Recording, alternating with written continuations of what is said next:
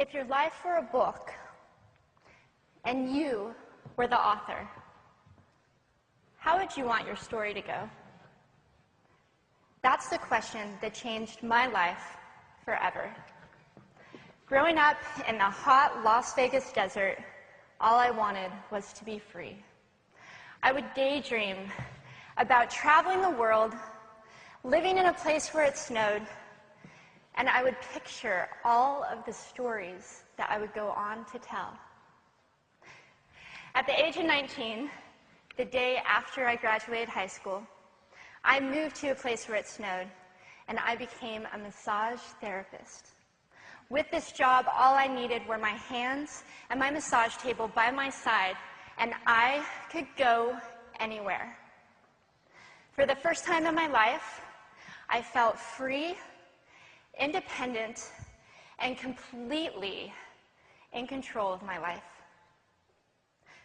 That is, until my life took a detour. I went home from work early one day with what I thought was the flu, and less than 24 hours later, I was in the hospital on life support with less than a 2% chance of living. It wasn't until days later, as I lay in a coma, that the doctors diagnosed me with bacterial meningitis, a vaccine-preventable blood infection. Over the course of 2.5 months, I lost my spleen, my kidneys, the hearing in my left ear, and both of my legs below the knee. When my parents wheeled me out of the hospital, I felt like I had been pieced back together like a patchwork doll. I thought the worst was over until weeks later when I saw my new legs for the first time.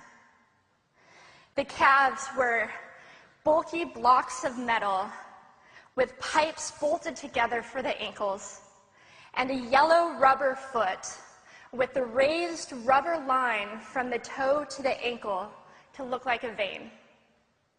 I didn't know what to expect, but I wasn't expecting that.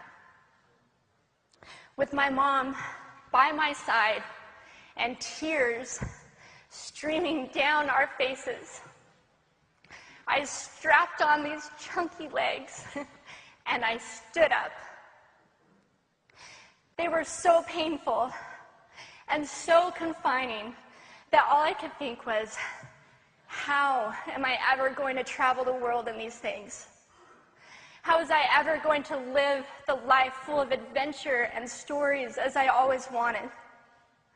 And how was I going to snowboard again? That day, I went home, I crawled into bed, and this is what my life looked like for the next few months. Me passed out, escaping from reality, with my legs resting by my side. I was absolutely, physically, and emotionally broken.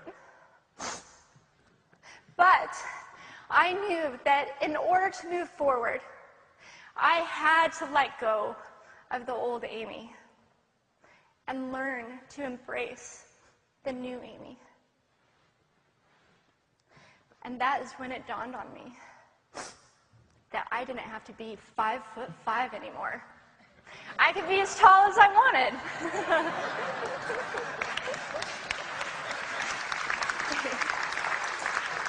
Or as short as I wanted, depending on who I was dating. And if I snowboarded again, my feet aren't going to get cold. And best of all, I thought, I can make my feet the size of all the shoes that are on the sales rack. And I did. So there were benefits here. It was this moment that I asked myself that life-defining question. If my life were a book and I were the author, how would I want this story to go? And I began to daydream. I daydreamed like I did as a little girl. And I imagined myself walking gracefully, helping other people through my journey, and snowboarding again. And I didn't just see myself carving down a mountain of powder, I could actually feel it. I could feel the wind against my face and the beat of my racing heart as if it were happening in that very moment. And that is when a new chapter in my life began. 4 months later, I was back up on a snowboard. Although things didn't go quite as expected, my knees and my ankles wouldn't bend, and at one point, I traumatized all the skiers on the chairlift when I fell, and my legs, still attached to my snowboard, went flying down the mountain. And I was on top of the mountain still. I was so shocked. I was just as shocked as everybody else, and I was so discouraged, but I knew that if I could find the right pair of feet, that I would be able to do this again.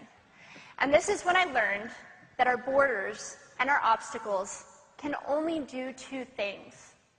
One, stop us in our tracks, or two, force us to get creative. I did a year of research, still couldn't figure out what kind of legs to use, couldn't find any resources that could help me. So I decided to make a pair myself.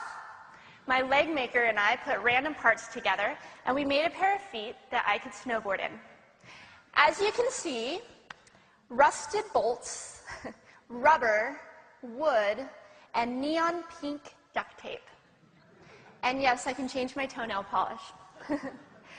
It was these legs and the best 21st birthday gift I could ever receive, a new kidney from my dad, that allowed me to follow my dreams again.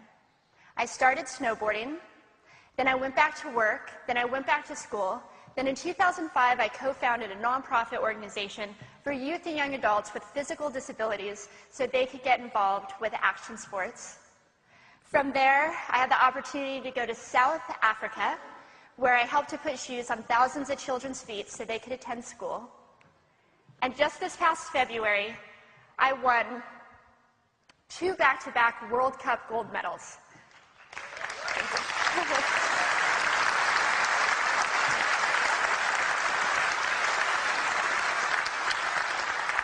Which made me the highest-ranked adaptive female snowboarder in the world. 11 years ago, when I lost my legs, I had no idea what to expect. But if you asked me today if I would ever want to change my situation, I would have to say no.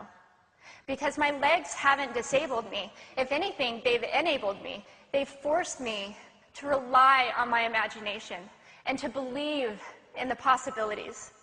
And that's why I believe that our imaginations can be used as tools for breaking through borders. Because in our minds, we can do anything, and we can be anything. It's believing in those dreams and facing our fears head on that allows us to live our lives beyond our limits. And although today is about innovation without borders, I have to say that in my life, innovation has only been possible because of my borders. I've learned that borders are where the actual ends, but also where the imagination and the story begins. So the thought that I would like to challenge you with today is that maybe instead of looking at our challenges and our limitations as something negative or bad, we can begin to look at them as blessings. Magnificent gifts that can be used to ignite our imaginations and help us go further than we ever knew we could go. It's not about breaking down borders. It's about pushing off of them and seeing what amazing places they might bring us. Thank you.